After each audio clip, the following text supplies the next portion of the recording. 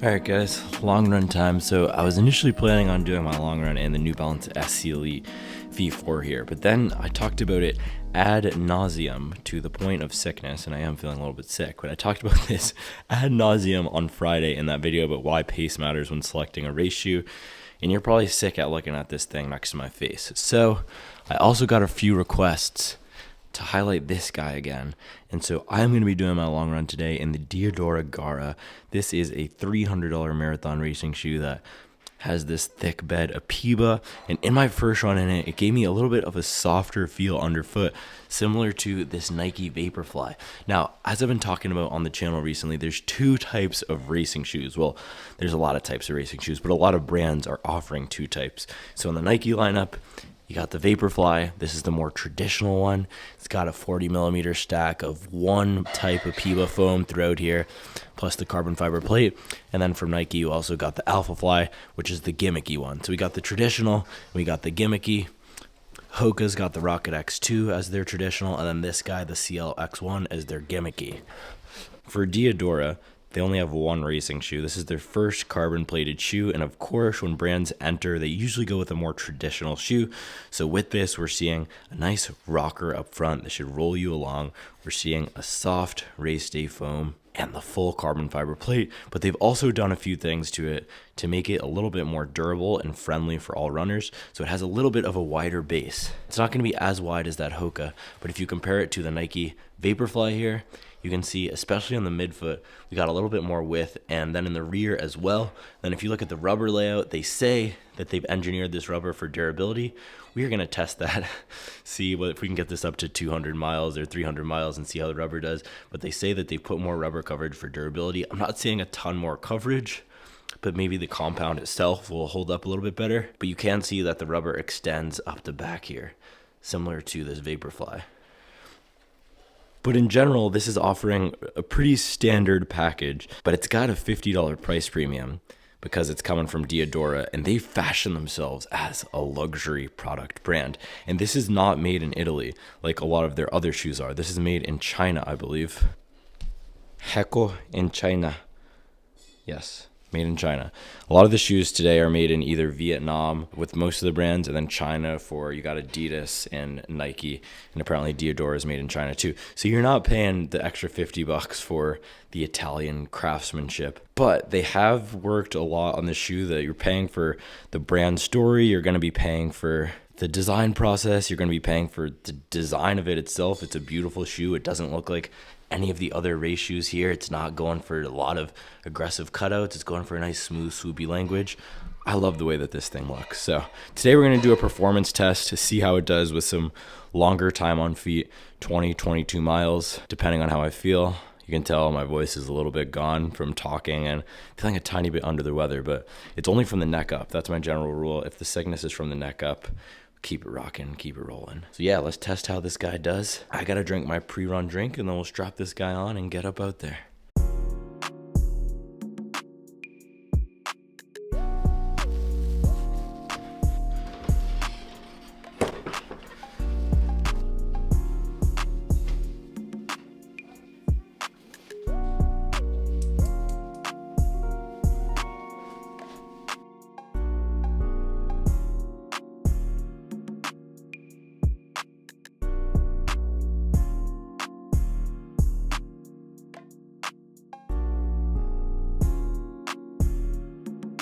Alright guys, so we now got the Diadora Gara laced up, and I said this last time, but this feels like I'm wearing a Nike Pegasus or something. It feels really like a normal, regular running shoe. There's no weird fit with the foam on the bottom. There's no weird feeling with the upper. Now, it is a little bit of a narrower fit in terms of the upper itself, but it also has more volume. So if you look at the laces here, you can see that the material of the upper, it gets bunched up a little bit. Let me change this so you can see the contrast a little bit more. Yeah, you can see the material is bunched up a little bit. It feels like I have a little bit too much material up in the toe box in terms of the height of it, but the width isn't that wide. You can see my little toe here. My little pinky piggly is hanging off the side just a tiny bit. There's no midfoot arch poking out at all. It's a really comfortable step-in feel. It doesn't feel super soft and squishy. And if we do the little, let's do the little test here. Boom, boom. You can see I don't sink in too much, and last time I ran in these, I described it as right in between a Zoom X and a firmer, denser foam, so it's not going to be as soft and squishy as a Zoom X, not as dense as Adidas Light Strike Pro. It's right in the middle of that. Also, these laces are super long, which I don't mind, but you got to tie them in the patented Supwell method. All right, plan for the run today. As I mentioned, I have a little bit of a head cold. I think I might have gotten it from one of my family members who was traveling and then came in town to see the baby, so it's kind of unfortunate. So my plan is still to get 20 to 22 miles, try to push the pace a little bit. I would love to get 100 this week again, and I need, I think, 21 miles to get that. But if I'm not feeling it, I will pull the plug, because prioritizing my health and for the long term is the biggest thing, and I don't want to do anything today that's going to put me out of commission for 5 to 7 days. Now, I'm also 6 weeks out, I believe, 5 to 6 weeks out from my marathon. If I were 3 weeks out from my marathon, I would not be doing this run today. I would be super conservative, but because I'm a little bit farther out, I'm okay with taking a chance. This run might take it out of me and put me out of commission for a day or two, but I'm okay with that. I can take a little bit of a chance. I'm far enough out where I can recover, and I know that my training hasn't been stressing my body too much this week. It's just I caught this little cold. So I think it's time to get out there, rock and roll. I got the Patagonia joggers on today. I love this. I actually got the Patagonia vest on too. Got the smart wool gloves. I also have the running shirt on from Target. Shout out to the All In Motion brand. And I got a Nike quarter zip. So it's a little bit on the colder side today. That's why we did the lacing inside. But we are ready to rock and roll for this run. Let's do it.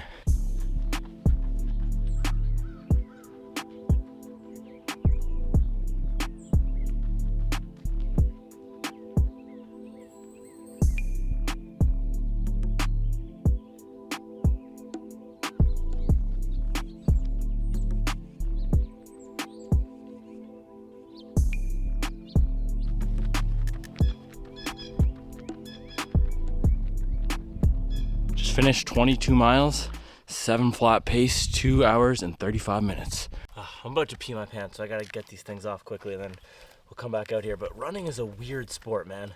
That was my easiest long run since in this whole entire block. And I felt like absolute trash before I started. Last week I felt fine going into it, and it was my hardest long run. It's all mental, man. Because I basically put no pressure on myself to hit anything today. So I was just calm, and it felt amazing. All right, slides on, quick bathroom break, and then we'll be back out here at some point. Hopefully quickly. All right, guys, we just finished 22 miles, and I also finished my last day of virtual classes at Duke yesterday, rocking the Duke sweatshirt, and I'm about to walk across the stage in 2 months, or run across the stage in 2 months. I'm gonna be super glad to be finished with that. So to kick things off today, I'm going to say something annoyingly NBA-ish to start our analysis, and that is that the marginal benefit that you can get from the Diadora Gara here is inversely correlated with pace. Now, when I say that, what that means is you can probably gain more from the shoe the slower that you are. So yes, faster runners can still use this shoe, and it's a great shoe for faster runners, but the slower you are, the more benefit you'll get from this guy versus something like the Nike Vaporfly here. So quick recap of my run, and I might make it brief today because my throat feels like absolute garbage right now. The rest of my body feels okay, but I do not really want to be talking for that long today. We'll see how long I can make it. But recap of the run, we did 2 miles warm up into 4 miles at marathon effort, and then I cruised for the next 10 miles at a relaxed pace, and then we did 4 more miles at a marathon effort and cruised to 22. So I say effort and not pace because I did not want to hold myself to any type of a fast pace today. I'm not feeling 100%, so I wanted to go based on effort, and the body remembers effort and not pace. So I didn't completely check my splits yet, but I believe I was somewhere from 6:30 to 6:50 for the marathon effort, and then probably around 7:15 to 7:20 for those relaxed miles. Now, the Diadora Gara is a super fun shoe. It's not too soft, it's not too firm, and the PEBA in here feels like a normal training foam until you try to run faster, until you drop it down to that race effort. comfort and it comes alive. This shoe is like an Energizer bunny. And that's why I'm saying the marginal benefit that you'll get is inversely correlated with how fast you are, because a lot of these shoes out here, like the Vaporfly, take this one for example, you need to be running up on the forefoot. I talked about this the other day to get a lot of benefit out of this shoe.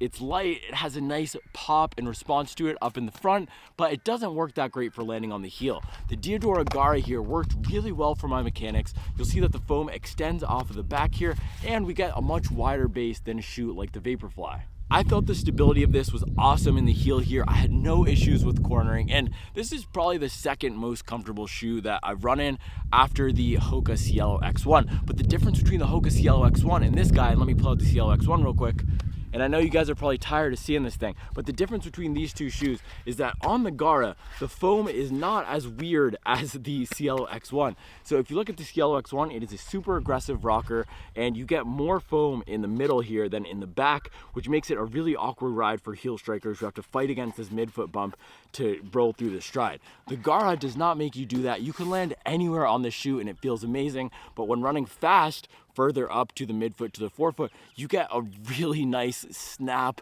pop, a zing off the front of this. You guys remember Emerald Lagasse? Bam, kick it up a notch. That's what this thing feels like. It's like a little bit of lemon zest right at the top of the forefoot when you're picking up the pace. And something about the foam here feels really good at any pace, and it reminds me a lot of the New Balance SC Trainer V2 here. Now, this guy is $180. I got mine for $140. We've also seen it around for $120. So this is gonna be half the price as that Diadora Gara. However, it's a little bit less of a versatile shoe. It's heavier, but what it has in common with the Gara is that the foam is nice and soft, and with the carbon fiber plate, you do get a nice snap, plus lots of stability from a wider base. So if you look at these guys here with the setup, everything from the plate to the foam to the rubber, they are extremely similar. And so this is a shoe that I recommend as a 4-hour marathon shoe. I think if you have $100 extra to spend, and that is not cheap, and you want the best of the best, something a little bit lighter, a little bit faster and more fun, this is going to be a good option. This is probably the best shoe that I've run in for any marathon pace range. Super versatile, and I wish I had a regular training shoe out here. I do not. No, I do not have a regular training shoe out here, but the geometry of this is much closer to a regular training shoe than any of the other racers, but it still has a fast ride because it's like party in the front, business in the back. Complete opposite, right? You get the stability here in the back. You also get a structured heel counter with a decent amount of padding, but you get the stability in the back, a larger chunk of foam, and then the rocker in front with a huge snap. Now, the other nice thing about the shoe and what makes it a good choice for the marathon is the amount of foam that you're getting up here. You can see with the rocker and the way it tapers, even all the way up here close to the forefoot, you are getting a ton of foam. Let's compare that to the Vaporfly. You don't get as much foam all the way up in the forefoot, so it feels like a little bit less cushioned. And even when I took the shoe for my half marathon last year, towards the end of that, when I was trying to hold on to half marathon pace, slipping down to 15 seconds per mile slower than my goal pace, I still did get my goal PR, but even at that, I felt a little bit of that, not bottoming out, but like I could feel the plate, and like I was running on top of the ground with not that much protection. This feels like a much more protective shoe, and you also get a little bit more density out of the foam, similar to that Light Strike Pro or the Fuel Cell versus the Nike Zoom X. Guys, I need a water break. I'm not on my game today. That run took a lot out of me. So I'm probably not gonna hit on all the points that I would normally. So if I miss anything, just drop it in the comments, any questions you have on this guy, and I will answer it in the comments because I don't know how much longer I'm gonna last. So yes, the comfort on this is excellent. You get a lot of protection in the forefoot, a lot of protection in the heel as well, and the overall vibe of this is one of comfort blending with speed. It's like taking the best parts of that SC Trainer and the Vaporfly and smushing them together into a top racing shoe for a lot of recreational runners out there. Now, my top recommendation for 3 to 3:45 hour marathoners in the past has been this guy here, Saucony Endorphin Pro 3. So thinking about how these two guys match up, and I'm gonna ignore price here for a second and just talk about the specs, how they ride, how the feel is, and we can get to price and value in a second. But thinking about how these match up in terms of the features, Diadora Gara, the fit of this is much more forgiving. There's a lot of room in the toe box, and the lockdown isn't the tightest, it's not the cleanest. That's one area where I think they can improve it. The upper material that they use on this is a little bit loose and weird. It's like almost if you've had a mountain camping chair That's the kind of material on this. It feels waterproof. I'm not sure if it is waterproof, but it has that outdoor sports Gore-Tex camping type of vibe to it. It's not the best, it's not the stretchiest, it's not that type of material like in the Alphafly where it just locks your foot down, or even in some of those old Nike training shoes where it's a really nice sock-like upper. That's not what you're getting here. It's a little bit loose, it's a little bit sloppy, kind of like this guy here actually, the SC Trainer V2. The upper is the weak point on this guy as well. But that being said, you do get a little bit more volume, even though it's not the widest shoe. The Saucony Endorphin Pro 3 here is super narrow. You get no volume. Your foot is just super snug in this. I actually have two pairs of the Pro 3 in the same size. I have a white pair and I have this pink pair, which I raced the Charlotte Marathon in. And I put the white pair on a few weeks ago to do a comparison, and it felt a lot snugger than this. My feet felt absolutely jammed in there, so I think I've actually stretched this out a little bit to be even a little bit more accommodating and forgiving, and it's still a super tight fit. So this is gonna give you a little bit more room in the toe box than the Pro 3 here. It's also gonna have a little bit more of a comfortable back here. So the Pro 3 here, some runners have complained that the back digs into their Achilles. I haven't had that issue because I use socks with padding up here, but it is not the most comfortable fit around the back, and you have a lot of structure in the heel counter here, so that might bother some of you runners. This guy has a little bit more padding, you can see here, and it's overall a little bit looser, more generous fit with the upper. Now in terms of the foam, the Power Run PB with the beaded PEBA, this is going to be a little bit firmer underfoot. Diadora Gara foam, the Anima PBX, is softer, but it feels a little bit livelier, a little bit bouncier at slower paces. Power Run PB here, it feels better the faster you go. This shoe feels nice the faster you go as well, but I think that's because of the rocker geometry, how much it curves up here, and what they did with this plate, which is, by the way, engineered by Ducati, or there's some involvement by Ducati. I don't know the exact legal language that they're supposed to use, but Ducati helped with the carbon fiber that's in this shoe right here. So big ups to that motorcycle tech. Now looking at the front rockers, they're pretty similar. Diadora Gara, again, is going to give you a little bit more cushion up in the forefoot than the Saucony Endorphin Pro 3 here.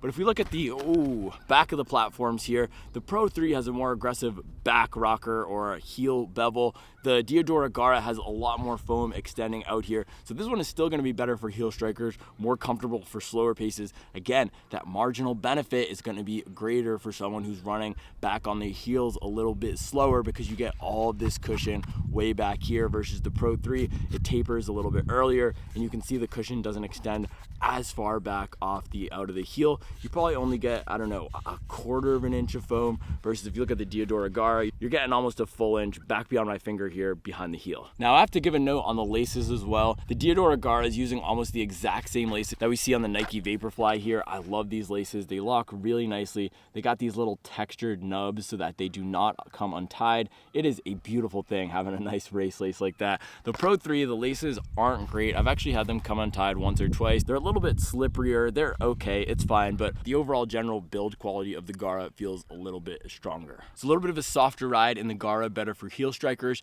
In the Pro 3, you're getting a little bit more of an aggressive roll through with a touch firmer foam and a lot snugger fit all around. So out of all the shoes that I've tested, the Gara is now probably my pick in the pole position for the shoe that I'm gonna race my marathon in. We still have to see, but this was extremely comfortable. It felt great for any pace that I wanted to go through. And today was basically a marathon simulation because I felt like absolute trash, and I wanted to see what it felt like to run marathon pace at absolute trash. And I was just floating along in these things. This is a great choice. If you're feeling beat up, this is gonna be a good choice. I could even see myself doing recovery runs in this shoe. And that's why I keep comparing it to the New Balance SC Trainer. And I think it has a lot of what you guys miss from in the SC Trainer V2 compared to the V1, which is a little bit of that denser foam. The V2, I know a lot of you guys said you get that bottoming out feeling where it doesn't feel as protective. The Diadora Gara with this Anima PBX here feels extremely protective and soft, but still fast, which is what you guys loved about that SC Trainer V1. All right, guys, time to put my MBA hat on again, because it is time to unfortunately talk about the price on this thing, which is the only negative, if you want to call it that, other than the upper on here, which I think they could improve in the V2 of the shoe. But it is $50 more expensive than a lot of the shoes out there. The Cielo X1, $275, $25 more expensive than this. The Vaporfly is $250 or $260, so it's going to be $40 to $50 more expensive than this. Pro 3 is actually $225, so it's going to be $75 more expensive than this. And then SC Trainer V2 MSRP of this guy is $180, so $120 more expensive than this, though this is designed as a training shoe. Great option for 4-hour marathoners, but it's designed as a training shoe, not a race shoe, which is why the carbon fiber plate doesn't get the $70 magical price premium. So when it comes to the price of this thing, guys, I told you my dirty secret last week, which is that I do not love the marathon distance. I love the half marathon distance, which is why I like the Vaporfly as a race shoe for that. I wouldn't use it for the marathon.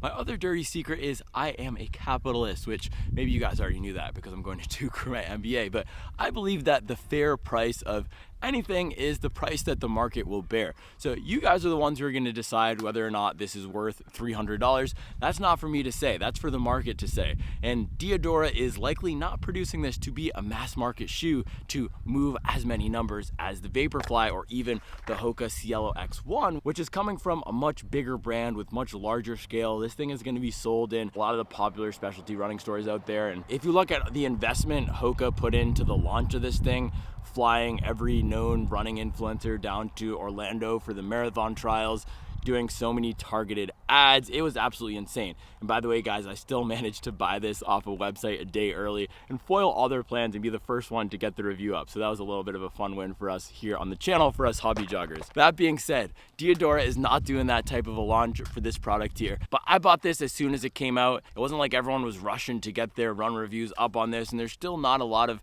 posts, not a lot of buzz and pop for the shoe because Diadora is not putting a lot of marketing dollars behind it. So I'm gonna have to be a hype machine for this because I think it's a great shoe. And if you are already thinking about spending $275 for a Hoka Cielo X1, I think a lot of you might be served better by this guy, especially if you are heel strikers. So you're gonna have to make the calculation on whether or not this is worth it. But what I would say is don't think about $300. The way I would look at it is the price premium. So what's the alternative? So if you are thinking about the Vaporfly as an alternative, that's gonna be $40 additional. If you are running a 225 marathon and you're on a tight budget, that $50 price premium is likely not worth it. However, if you are running a 345 marathon and you have excess income, you have $50 to spend, it's not gonna blow up your monthly budget, then the Diadora Gara might be worth it for you because this is a shoe that's gonna have you finishing the last hour and 20 minutes of that 345 effort in supreme comfort. And when you are running with good form and digging in, it's gonna respond and come alive really well. Now, the other thing to mention about the shoe when we're thinking about the price calculation, and I don't think that's why they priced it at $300, but you should be able to get some more miles out of this guy than something like the Vaporfly. If we take a look at the rubber layouts back here, you're getting a lot more rubber on the Gara. And look what I did in my Nike Vaporfly here. This guy actually has, I think, fewer miles than the Gara. I had it last year, but I only put one run on it before my half marathon. And look how chewed up the back got here because I'm an aggressive heel striker. Nike just decides not to run the rubber back up the heel here because I don't know why, maybe to save weight. But in the Gara, you can see with this white rubber, it's still pure white. It is not tainted by any dirt yet because they decided to run the rubber all the way up the back. So we are chewing up the rubber a little bit, but I do anticipate that this guy will get at least 300 miles. I don't know if I'm gonna put more miles on it to get it up to a 100-mile review before April because that is my race, and I don't like putting a ton of miles on my shoes before races, and I'm seriously considering racing in this thing after today. But that is another factor in the calculation here, is you could probably use this for training. You can use it a little bit longer potentially than something like the Nike Vaporfly here. These guys, especially for heel strikers, these guys are not the most durable, and also the life of this Zoom X foam, which is a little bit more compressive, is probably not going to be as long as the Anima PBX and the Gara here because these denser, more structured foams, in my experience, last a little bit longer. The current top race shoe that I've gotten the most durability out of is this Pro 3 here. This has 200 odd miles on it, and you can see with this rubber layout, it's protected the foam really well. We're starting to break into this foam back here a little bit, but it's still in decent shape and I can get some more miles out of this. And I think with the Gara, we'll likely see a similar thing when we're at 200 miles. Now you do have the strategic rubber placement, so in the middle you don't get as much coverage, but it's a really similar layout here. And both of these are a little bit firmer, denser foams. So hopefully we get as many miles out of the Gara as the Pro 3. We'll have to wait until the summer until I really put a ton of miles on this thing though. So if you don't need a shoe for your spring marathon, stay tuned because that's when we're gonna be beating the heck out of the Gara. All right, guys, that was everything that I have for you today. My voice feels like absolute garbage right now. I'm gonna go drink some tea with lemon and honey or something, get some recovery in, but this was a fun one today. Like I told you guys, running is all mental, and because I put no expectations on myself, I just went out there to have fun, told myself I could pull the plug on any time. I had a great run. So if you've been struggling with your runs, maybe try that out. Put no pressure on yourself to do any type of pace. Don't look at your watch. That's something I didn't do today. I looked at it once or twice maybe just to see how much distance I was at, because sometimes I felt disassociated from that run and I was like, dude, I'm out of it. But hopefully this was helpful for you guys. Drop any questions that I didn't answer in the comments below. And if you want me to compare the Gara to anything else, just leave a comment and I can do my best to do that for you guys. As always, I appreciate you watching and I'll see you tomorrow.